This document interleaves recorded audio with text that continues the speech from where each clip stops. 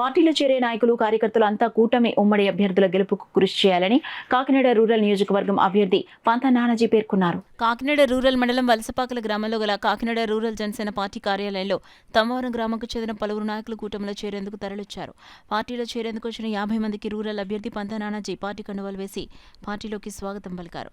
కార్యక్రమంలో Kakinada rural TDP coordinator Katakamsetti Bobby, Janasena party Kakinada rural మండల అధ్యక్షులు కరెడ్ల గోవిందు, పార్టీ నాయకులు కార్యకర్తలు పాల్గొన్నారు. జనసేన పార్టీలో జాయిన్ అవుతున్న అందరికీ కూడా అభినందనలు, శుభాకాంక్షలు తెలియజేస్తాను.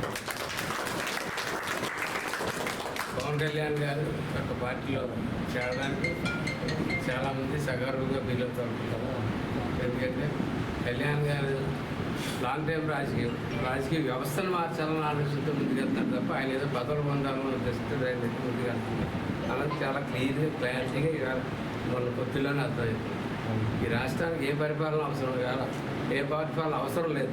ఇవాళ ఈ పరిపాలన అవసరం లేదు. ఖచ్చితంగా జగన్మోహన్ రెడ్డి ఒక పరిపాలన ఒక్కసారి జరిగితే ఈ రాష్ట్రం ఏమైపోతుందో ఒక భయం బెంగా పెట్టుకుని తను తగ్గించుకుని హెచ్చింపబడతా ఉన్నాడు నా ఉద్దేశం. ఎందుకంటే ఖచ్చితంగా అతను 32 సీట్లలో 10 సీట్లు 11 సీట్లు త్యాగం చేయాల్సిన అవసరం లేదు.